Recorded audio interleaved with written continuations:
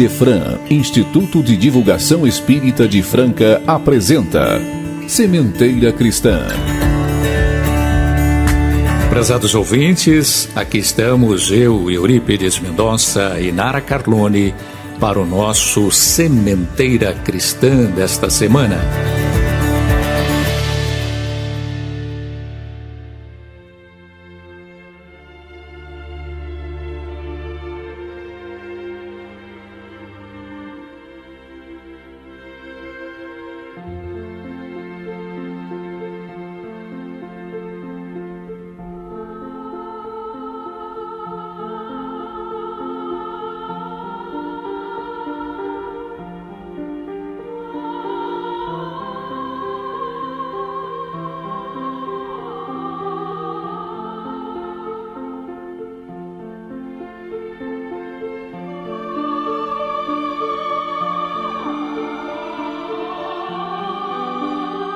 Senhor Jesus, foi-nos dada a palavra por semente de luz.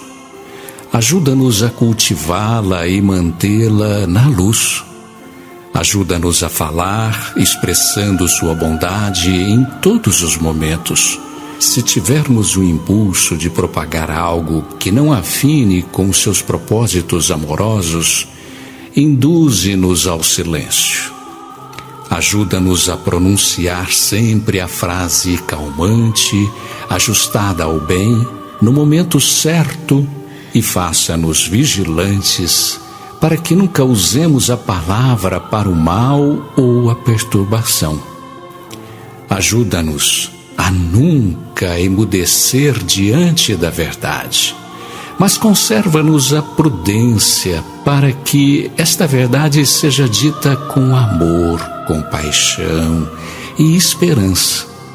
Que tenhamos o coração sincero e o raciocínio equilibrado para, sem aspereza, divulgarmos o bem, a paz e sempre seguirmos a sua vontade justa e misericordiosa. Que assim seja.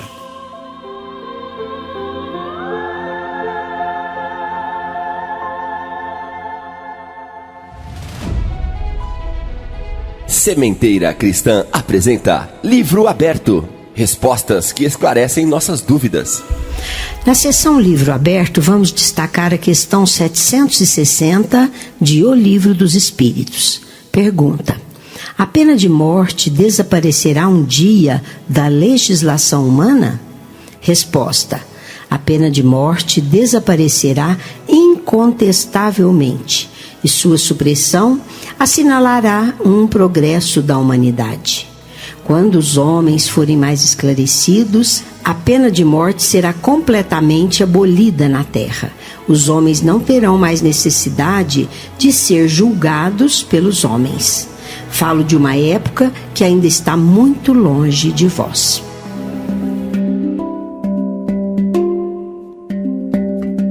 Meus caros ouvintes, hoje vamos tecer alguns comentários sobre o tema humildade. Entre as virtudes, existe uma que é o carro-chefe do progresso e poucas vezes nos damos conta disto. Esta virtude se chama humildade. Ser humilde é ser brando no sentido de compreender o outro. É aguardar o momento oportuno para esclarecer sem ferir, segundo Emmanuel. A humildade não está na fome, na miséria, na nudez, na pobreza. A humildade está na pessoa que, tendo todo o direito de julgar, exigir, ordenar, dominar e reclamar, apenas abençoa, adotando a compreensão e o entendimento. Vamos conhecer aqui uma história contida no livro E para o Resto da Vida. Quando menino, ganhei uma medalha na escola como prêmio ao aluno que sabia ler melhor. Senti-me feliz e estufei de orgulho. Quando cheguei em casa, encontrei a empregada que estava conosco há muitos anos. Sem nada comentar, disse a ela: aposto que eu sei ler melhor que você e dei o livro da escola em suas mãos. Ela meio sem jeito gaguejou. Eu não sei ler. Fiquei atônito, peguei o livro e levei ao escritório do meu pai e disse: acredita que eu, tão novo ainda, sei ler e ganhei até uma medalha e a Maria, tão velha, não sabe ler? Que vergonha! Sou mesmo sabido. Papai, com toda a tranquilidade, levantou-se, pegou um livro e disse: já que você sabe ler, leia para mim. Eu abri o livro todo orgulhoso e quando vi, não entendia nada daqueles rabiscos. Disse então: não posso, papai. Não entendo nada do que está escrito aqui. Ele disse: sim, meu filho. É um livro escrito em chinês. Imediatamente lembrei do que eu tinha pensado e falado da Maria e me envergonhei. Até agora, toda vez que me vejo tentado a criticar alguém ou me julgar melhor que os outros, lembro-me do livro escrito em chinês. E aprendi que sempre temos algo a aprender e nunca sabemos tudo sobre tudo. Humildade não significa servilismo, isto é, obediência cega. Servilismo é a pessoa que se cala diante de todas as situações, mas guarda dentro de si o ódio, a mágoa, a revolta. Humildade verdadeira é liberdade interior, que nasce nas profundezas do espírito.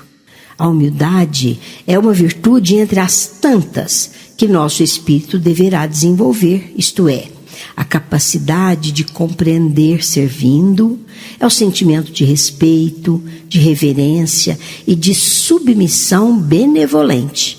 E quem aceita com naturalidade assume a obrigação de trabalhar e servir em benefício de todos, sem se vangloriar de seus feitos. Quando temos o direito de reclamar e não reclamamos, quando temos o direito de reclamar e não reclamamos, quando, abstendo-nos de fazer o mal ou vingar-nos de alguém, procuramos estender o bem, adotando a compreensão e o entendimento para com o próximo, percebemos que a humildade começou a acender em nós a luz de sua glória. A humildade é a virtude que caracteriza as pessoas modestas, simples e amigas de todos. É importante notar que ser humilde não é viver na miséria. O pobre que é humilde sabe aceitar sua situação com resignação e o rico que é humilde sabe aproveitar sua riqueza em favor do próximo porque, acima de tudo, a humildade é riqueza espiritual. Lamentavelmente, a humildade entrou nesse carreiro de má interpretação, do mesmo modo que as pessoas interpretam mal o amor, a paz, caridade, fraternidade. Costuma-se imaginar que elas sejam quaisquer coisas, menos aquilo que de fato elas são. A humildade não escapou desse trajeto da má interpretação. Para muita gente, ser humilde é ser covarde, é a tibieza, é a timidez. Mas a humildade não tem nenhum compromisso com a covardia, nem com a tibieza, nem com a timidez. Pelo contrário, a humildade é uma virtude proativa, é também uma virtude ativa. A criatura humilde não é aquela que fica esperando cair do céu, quieta, parada, que não fala, que não reclama, que não chama atenção, que não se levanta. Não. A humildade, não. A humildade é exatamente aquela que esclarece, que orienta, que ilumina, que diz sim, que diz não, sem falar com a verdade, sem falar com o amor. A humildade é exatamente a trilha sobre a qual o amor se move. Ninguém consegue amar se não for humilde. Embora ainda nos encontremos muito distantes de viver a humildade continuadamente, poderemos nos esforçar para vivê-la diariamente, ainda que por alguns momentos. A própria natureza é um exemplo de humildade, demonstrando isso através do fruto que nos alimenta, dos animais que trabalham pelo homem, da água que nos fornece. Tudo nos oferta sem esperar recompensa. É importante pensar nisso quando nos lembramos que a natureza nos dá exemplos notáveis dessa virtude. Basta vermos como é que o sol trata o pântano. Para qualquer pessoa à margem desse lamaçal, o pântano não passaria de um fétido, de um charco mal cheiroso. Mas o sol beija o charco, beija o pântano, drena-o e permite que sobre ele nasçam flores. Permite que sobre ele caminhem os homens. É a humildade. Ele não se preocupa se ali era lama, ele se ocupa em atender. Percebemos que a água medicinal por si mesma, a água pura que nos dessedenta, que dessedenta os animais, que dessedenta os vegetais, teve que atravessar as camadas mais rústicas de pedra, o filtro das pedras, para tornar-se útil depois que atravessasse a dificuldade. Jamais alegaria cansaço. Jamais atiraria no rosto de quem a absorve, dos animais, dos homens, das plantas, o seu cansaço, o seu desgaste. Para chegar aqui, eu tive que atravessar as camadas de pedra. Para atendê-los, eu tive que sofrer isso ou aquilo. Então as águas não. Onde elas estão, cantarolam, refrescam, hidratam, e ninguém sabe das suas lutas para chegar até ali, para chegar à nossa mesa. Encontramos, depois do temporal que revirou a terra, que revolveu o solo, depois que a calmaria chega, novamente os vegetais crescerem sobre tudo que sobrou. É bonito ver a natureza mostrando essa capacidade da humildade. Como eu vou produzir sobre dejetos? Como eu vou iluminar o lamaçal? Mas por que eu tenho que servir as pessoas depois de ter enfrentado tantas dificuldades? O sol sobre o charco, a água vazando os minerais, as pedras, as rochas. E o vegetal crescendo sobre os escombros deixados pelo aguaceiro, pela chuva, pelos temporais. É tão importante saber que a humildade tem essa característica de servir, mas não de calar. De servir, mas não de se omitir. A humildade é que fez com que nós conhecêssemos pelo mundo afora a saga de homens notáveis como Martin Luther King Jr., nos Estados Unidos, o negro que não se conformava com o apartheid social norte-americano. Para falar ao país, juntou os negros, os brancos, os amarelos, todos quantos viviam na América, incomodados com aquela situação do preconceito racial. É claro que pagou com a vida a sua humildade, mas a partir disso, o preconceito racial caiu nos Estados Unidos. Nova legislação se levantou e o único negro que tem um dia oficial nos Estados Unidos, feriado nacional, é Martin Luther King Jr. Também podemos citar Sócrates, Gandhi, Maria, mãe de Jesus e tantos outros. Mas em Jesus encontramos o maior exemplo de humildade. Inicia-se com sua vinda à terra, nascendo em lar humilde, mas revelando o maior espírito que já nasceu sobre a terra. Ele, o excelso governador da terra, podia eleger um palácio para a glória do nascimento, mas preferiu, sem mágoa, a manjedoura simples. No exemplo da manjedoura, Jesus nos ensina a humildade que caracterizou suas atitudes em toda a existência. Aceitou também o lar humilde de um carpinteiro e, como mestre dos mestres, viveu entre os humildes e consolou os tristes, despedindo-se do mundo pelos braços da cruz ao lado de 2 malfeitores. Podia escolher os príncipes da cultura para seu ministério de paz e redenção. Contudo, preferiu pescadores singelos para instrumentos sublimes do seu verbo de luz. Podia usar de todas as defesas, a fim de dominar a governança política dos dominadores. No entanto, preferiu render-se à autoridade da época, ensinando ao homem que deve entregar ao mundo o que é do mundo e a Deus o que é de Deus. Podia expulsar do colégio apostólico o amigo invigilante, mas preferiu que Judas aprendesse com seus próprios erros o caminho da libertação. Podia erguer-se ao sol da vida eterna, mas preferiu regressar ao mundo pela porta da ressurreição, escolhendo o coração amoroso e renovado de Madalena e estendendo de novo as mãos feridas aos ingratos da véspera.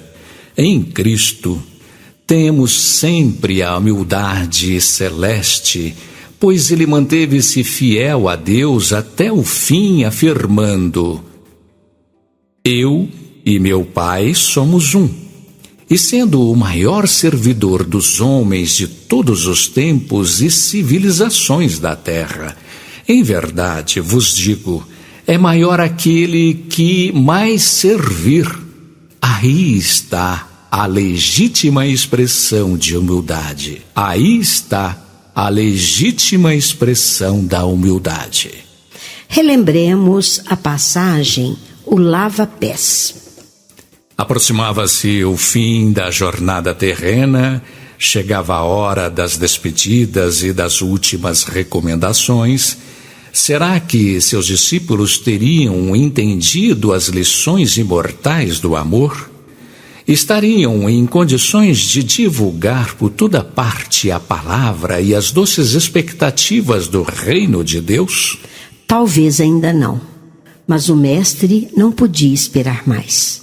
Só mais tarde, muito mais tarde, daria uma parcela da verdade quando ele enviaria o Consolador.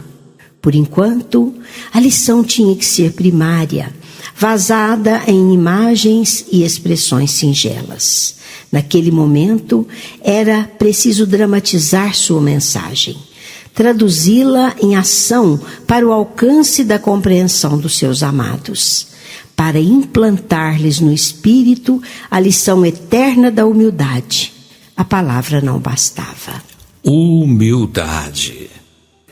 A palavra se esquece no momento seguinte e ele não estaria mais presente para repeti-la. Jesus sabia que, por algum tempo, os discípulos seriam os depositários de sua mensagem. Eles a conservariam intacta, viva e atuante, mas ele seguiria seus passos nas dobras do infinito. Jesus coloca a toalha em seu braço, toma de uma bacia e começa a lavar os pés de cada um dos discípulos. Ao chegar a Pedro, ele diz: És mestre e Senhor. Jamais me lavarás os pés. E diz Jesus: se eu não te lavar os pés, não terás parte comigo. Pedro abaixa a cabeça e deixa-se lavar. Qual seria o sentido profundo da cena inesquecível? Qual o sentido do seu gesto? Compreendeis o que acabo de fazer convosco? Vós me chamais mestre e senhor, e dizeis bem porque eu o sou. Pois se eu, mestre e senhor, vos lavei os pés, também vós deveis lavar os pés uns dos outros. Em verdade vos digo, o servo não é mais que o senhor. A lição imortal da humildade foi narrada e vivida. 20 séculos após, não paramos para, no recolhimento silencioso, visualizar aquela cena comovente? Por que não paramos para pensar? Pensar, analisar, relembrar. Um espírito como não há outro sobre o planeta, curvado ao chão, lavando e enxugando os pés dos seus discípulos. Por quê? Respondam-me, para imprimir-lhes para sempre na memória o preceito de humildade. A lição é sutil. Sim, a grandeza dispensa o orgulho. O orgulho existe quando queremos ser o que não somos. Somos orgulhosos?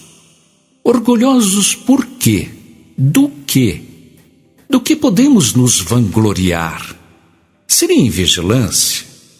Somos maiores ou melhores que os outros? Como visualizar a lição do Mestre? Ele repete: aquele que serve é o maior entre todos. Servimos desinteressadamente ao próximo? Quero ser servido, quero ser atendido, preciso dominar. Afirma Jesus: o Filho do Homem não veio para ser servido, mas para servir. Compreendeis o que acabo de fazer convosco?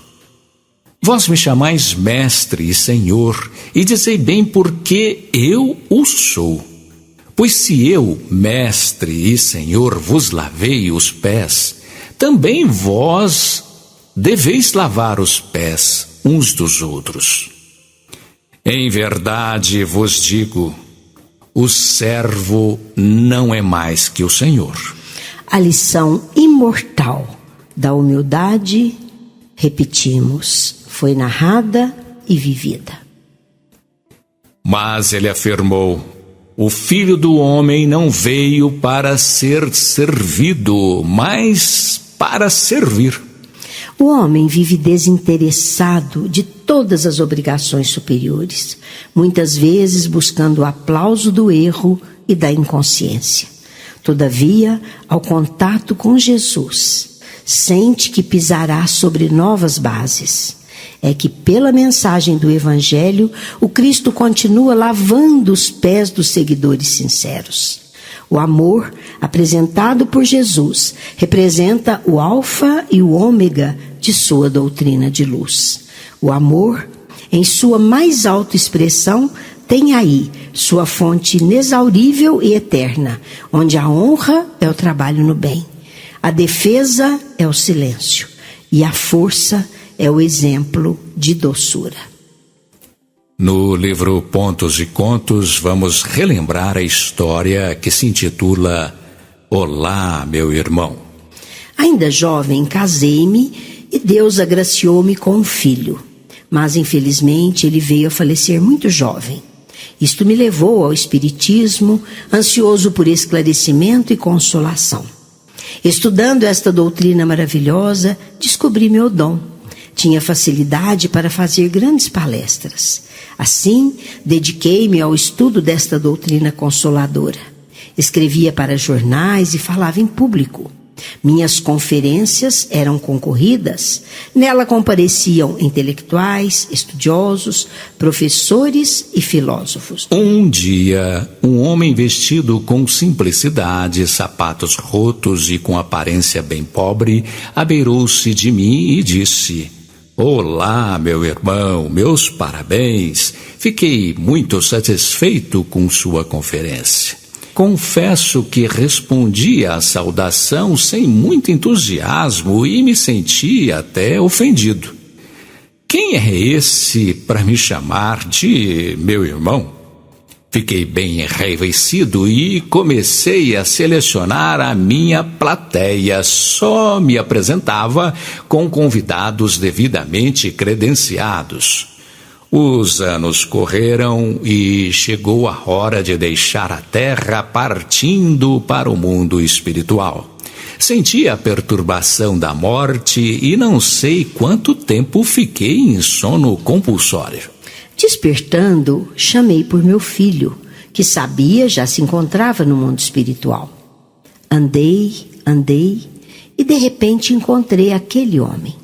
Aquele mesmo que havia me chamado de irmão.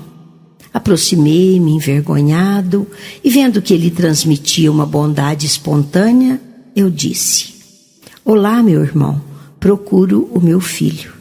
E ele, com sorriso fraternal, exclamou com sincera alegria: venha, vou conduzi-lo a seu filho. Digo a vocês que esta minha história representa para mim uma das lições mais expressivas de humildade. Vamos ao nosso momento musical.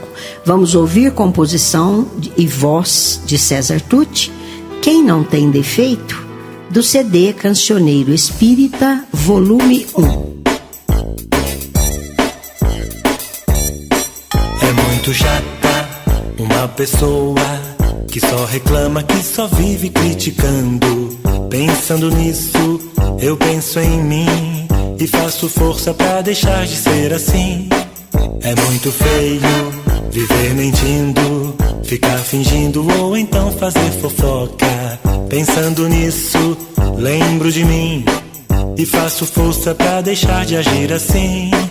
Ninguém suporta o egoísta que não divide seus brinquedos com ninguém, mas sem atrafe na minha vista. Vejo que às vezes egoísta eu sou também. Pois é, aí que está. A gente tem é que aprender a perdoar. Quem é que não tem defeito? Levante a mão quem nunca erra e é perfeito. Quem é que não tem defeito? Levante a mão quem nunca erra e é perfeito. É muito chata uma pessoa que só reclama, que só vive criticando. Pensando nisso, eu penso em mim e faço força pra deixar de ser assim. É muito feio viver mentindo, ficar fingindo ou então fazer fofoca. Pensando nisso, lembro de mim e faço força pra deixar de agir assim. Ninguém suporta o egoísta que não divide seus brinquedos com ninguém, mas sem atrafe na minha vista. Vejo que às vezes egoísta eu sou também. Pois é, aí que está. A gente tem é que aprender a perdoar. Quem é que não tem defeito? Levante a mão quem nunca erra e é perfeito. Quem é que não tem defeito? Levante a mão quem nunca erra e é perfeito. Sementeira em Foco. Destacamos em Sementeira em Foco o Clube do Livro Espírita do Idefran. Torne-se sócio. Você poderá usufruir de descontos na livraria do Idefran e também utilizar-se da biblioteca que oferece mais de 6.000 títulos sobre doutrina espírita. E vejam que são várias opções mensais: história, romance, mensagens, livros infantis, livros de estudo. Tudo para você adquirir por um preço muitíssimo barato. Ligue 16 3721 8282 ou consulte o site www.idefran.com.br. Torne-se associado. Clube do Livro Espírita Idefran. CHB Idefran Telemensagens. Utilize desse recurso e ouça mensagens de reconforto, paz e fé. Disque 16 37 13 0299. 24 horas no ar. Na divulgação dos centros espíritas de nossa cidade, vamos destacar a participação de Fábio Pereira Guilherme, presidente do Centro Espírita Eurípides Barçanufo, da Vila Europa. Creche Eurípides Barçanufo. A creche Eurípides Barçanufo, localizada na rua Geraldo Bombicino, 2780, na Vila Europa, em Franca, São Paulo, existe desde a década de 1970. Surgiu por inspiração da benemérita trabalhadora espírita Dulcimira dos Reis Lourenço. conhecida naquela comunidade como Dona Nega, e surgiu com o objetivo de ajudar crianças carentes, idosos e famílias necessitadas do bairro e dos bairros circunvizinhos, sem distinção de cor, raça e crença. O terreno da creche foi conseguido junto aos donos da então gleba rural, que deu origem ao bairro, o qual foi juntado à área pertencente à família do carroceiro Nego Lourenço, onde ainda nos anos de 1950 foi erguido o Centro Espírita Eurípides Barçanufo, no meio do Cerrado. Abnegados trabalhadores do bem juntaram-se à Dona Nega na empreitada de atender os mais necessitados. E ali foi erguida a casa de acolhimento, onde nem existia energia elétrica e rede de água e esgoto. A rua era de terra, sem asfalto, e as instalações eram bastante reduzidas. No ano de 1973, no dia 5 de agosto, com a posse de uma diretoria, a creche foi oficialmente inaugurada, tendo como presidente a saudosa senhora Zélia Barbosa Trajano de Matos, que reformulou o trabalho, passando atendimento apenas às crianças. Assim, foi providenciada a documentação necessária para registro junto aos órgãos públicos. Com isso, a área foi ampliada, juntando-se um lote anexo doada pela prefeitura. Com a ajuda financeira e mãos de obra da comunidade, ergueu-se uma cozinha, uma sala, um espaço que era utilizado como dormitório e 2 banheiros.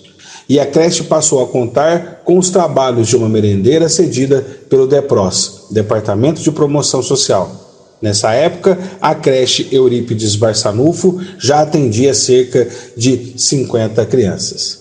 Em maio de 2005, com o falecimento da Zélia de Matos, houve a necessidade de novas eleições e a creche passou a ser administrada pela senhora Dalva Maria Simões Teixeira até o ano de 2006, quando assumiu a presidência o senhor Cleomar Martins Naves. Nessa nova etapa, foram feitas reformas gerais das instalações e no trabalho com as crianças, ampliando o quadro de educadores, e houve um avanço nas relações com a comunidade e clube de serviço, o que beneficiou diretamente o atendimento. A creche passou a contar com 3 salas de aula, banheiros adaptados às faixas etárias, pátio coberto, troca de telhado, construção de nova cozinha, de refeitório, instalação de biblioteca, além de banheiros para funcionários. Em 2011, já sob a administração do Sr. Fábio Pereira Guilherme, a creche passou por novas reformas, ampliando suas instalações para o atendimento a 110 crianças, na faixa etária de 4 meses e 3 anos e 11 meses. Foi priorizado ênfase para a capacitação e atualização do quadro de funcionários dentro dos conceitos pedagógicos da educação infantil. A instituição realiza um trabalho socioeducativo que tem como objetivo promover a criança em seus aspectos físico, psicossocial e emocional, buscando atender os seus direitos e visando a formação integral. A creche conta com a parceria da Secretaria Municipal de Educação, que repassa a subvenção anual em parcelas mensais, além de contar com o apoio das famílias e da comunidade através de promoções e eventos, especialmente com o projeto Amigos da SEB.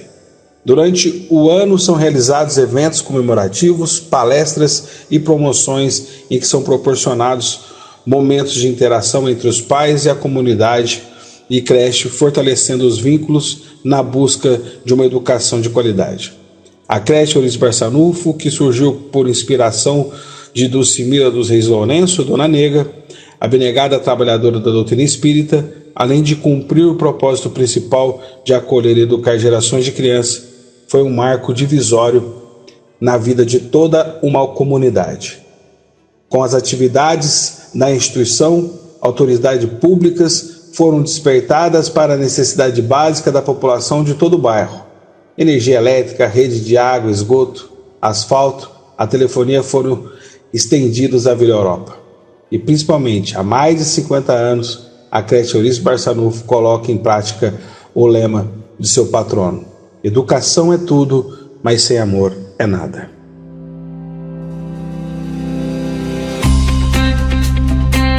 Histórias transformando vidas. A história sempre nos atrai, seus personagens, suas experiências. Uma história traz muitos ensinos. Em Histórias Transformando Vidas, vamos ouvir do livro Histórias da Vida, de Antônio Badui Filho, Na Hora do Trabalho. Quem interpreta é Cristiane Neves Peroni, em gravação. O pobre homem estava deitado na calçada sob a marquise. Cobria-se com trapos e jornais velhos. Gemia de frio e fome, enquanto na rua o movimento declinava, batido pela chuva gelada. De vez em vez rogava em voz alta, suplicando o socorro de Deus. Quando a nobre senhora o viu do carro que a transportava, sentiu imensa piedade. Desejou ajudá-lo e logo entabulou conversa. Então, ficou sabendo que era sozinho no mundo. Estava desempregado, tinha o estômago em tormentos. A senhora dispôs-se logo a tomar providências. Arranjou-lhe um pouso seguro.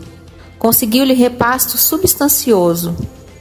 Pagou pensão por algum tempo e dentro de uma semana o homem estava com emprego seguro e salário garantido.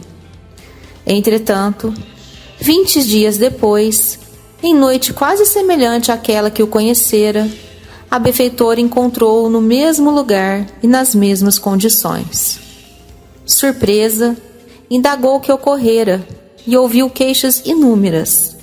O tutelado desentendera-se com o dono da pensão. Não suportava o chefe da oficina e terminou afirmando que não nascera para ser escravo.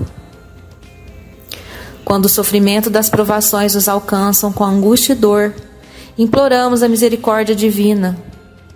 Condoídos de nossas agruras, os mensageiros do bem acorrem a nosso chamado.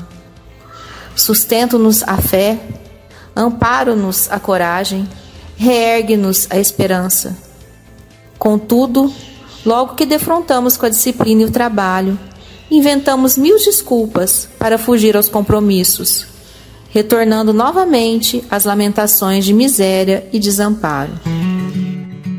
Sementeira Responde. Esta sessão é dedicada a questionamentos de ouvintes. Participe! radioidefran@idefran.com.br. No Sementeira Responde, vamos atender a nossa ouvinte Cristina Pimenta, que perguntou à equipe do Idefran: como devemos compreender a parábola do joio e do trigo nos dias atuais? Quem responde é nossa companheira Sônia Lúcia Rodrigues. Opera-se na Terra neste largo período a grande transição anunciada pelas Escrituras e confirmada pelo Espiritismo. O planeta sofrido experimenta convulsões especiais, tanto na sua estrutura física e atmosférica, ajustando as suas diversas camadas tectônicas, quanto na sua constituição moral. Isto porque os espíritos que o habitam, ainda caminhando em faixas de inferioridade, estão sendo substituídos por outros mais elevados, que o impulsionarão pelas trilhas do progresso moral, dando lugar a uma era nova de paz e de felicidade. Os espíritos renitentes na perversidade, nos desmandos, na sensualidade e na vileza, estão sendo recambiados lentamente para mundos inferiores, onde enfrentarão as consequências dos seus atos inóbeis. Assim, renovando-se e predispondo-se ao retorno planetário, quando recuperados e decididos ao cumprimento das leis de amor. Por outro lado, aqueles que permanecem nas regiões inferiores estão sendo trazidos à reencarnação, de modo a desfrutarem da oportunidade de trabalho e de aprendizado, modificando os hábitos infelizes a que se tem submetido, podendo avançar sob a governança de Deus. Caso se oponham às exigências da evolução, também sofrerão um tipo de expurgo temporário para regiões primárias entre as raças atrasadas, tendo o ensejo de serem úteis e de sofrerem os efeitos danosos da sua rebeldia. Concomitantemente, Espíritos nobres que conseguiram superar os impedimentos que os retinham na retaguarda estarão chegando a fim de promoverem o bem e alargarem os horizontes da felicidade humana, trabalhando infatigavelmente na reconstrução da sociedade, então fiel aos desígnios divinos. Da mesma forma, missionários do amor e da caridade, procedentes de outras esferas, estarão revestindo-se da indumentária carnal para tornar essa fase da luta iluminativa mais amena, proporcionando condições dignificantes que estimulem ao avanço e à felicidade. Não serão apenas os cataclismas físicos que sacudirão o planeta como resultado da lei de destruição, mas também os de natureza moral, social e humana, que assinalarão os dias tormentosos que já se vivem. Esfacelam-se os lares, desorganizam-se os relacionamentos afetivos, desestruturam-se as instituições, as oficinas de trabalho convertem-se em áreas de competição desleal. As ruas do mundo transformam-se em campos de lutas perversas, levando de roldão os sentimentos de solidariedade e de respeito, de amor e de caridade. A fatalidade da existência humana é a conquista do amor que proporciona plenitude. Há em toda parte uma destinação inevitável que expressa a ordem universal e a presença de uma consciência cósmica atuante. É inevitável a colheita da sementeira por aquele que a fez, tornando-se rico de grãos abençoados ou de espículas venenosas. Como as leis da vida não podem ser derrogadas, toda objeção que se lhes faz converte-se em aflição, impedindo a conquista do bem-estar. Da mesma forma como o progresso é inevitável, o que não seja conquistado através do dever, sê-lo-á pelos impositivos estruturais de que o mesmo se constitui.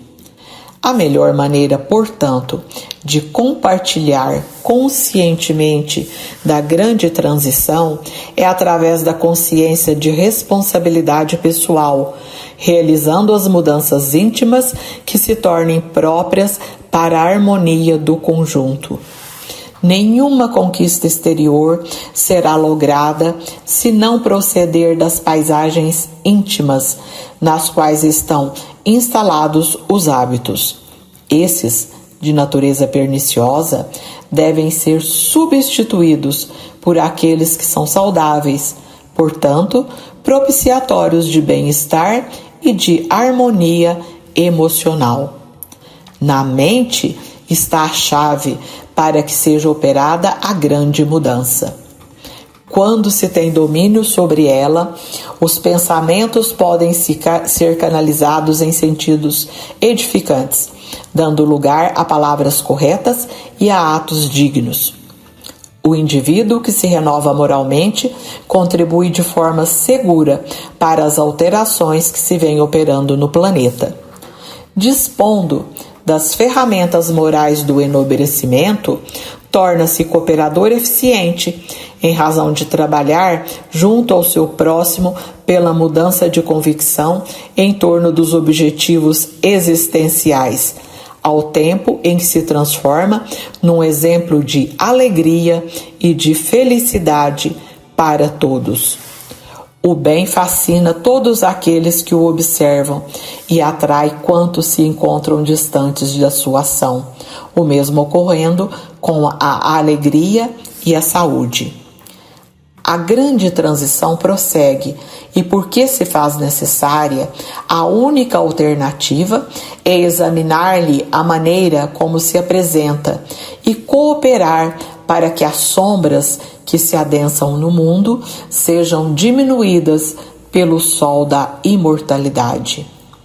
Nenhum receio deve ser cultivado, porque mesmo que ocorra a morte, esse fenômeno natural é veículo da vida que se manifestará em outra dimensão. A vida sempre responde conforme as indagações morais que lhe são dirigidas. As aguardadas mudanças que se vêm operando trazem uma ainda não valorizada contribuição, que é a erradicação do sofrimento das paisagens espirituais da Terra. A dor momentânea que o fere convida-o, por outro lado, à observância das necessidades imperiosas de seguir a correnteza do amor no rumo do oceano de paz. Logo passado o período de aflição, chegará o da harmonia. Até lá, que todos os investimentos sejam de bondade e de ternura, de abnegação e de irrestrita confiança em Deus.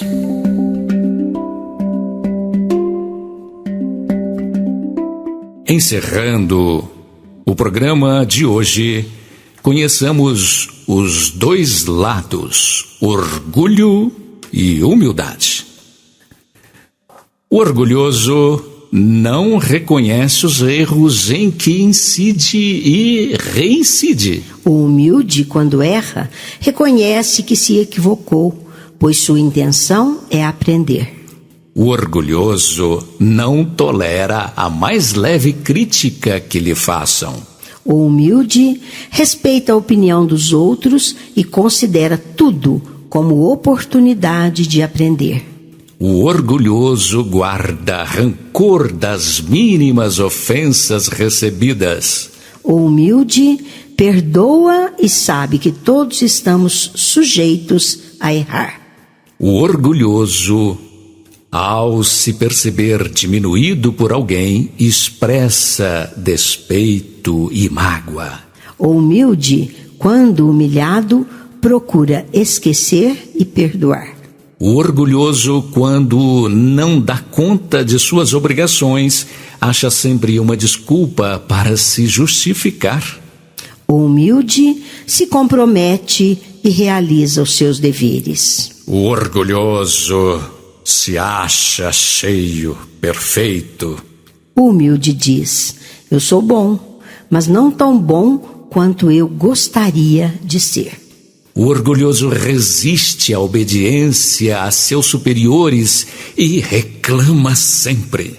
O humilde respeita seus superiores e tenta aprender com todos. O orgulhoso diz: sou assim e não vou mudar. O humilde diz: se for preciso mudar, vou descobrir a melhor maneira.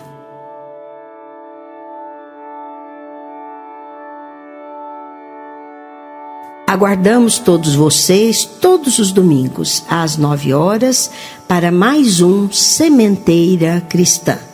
Rádio Idefran e canal YouTube. Idefran, o amor está no ar.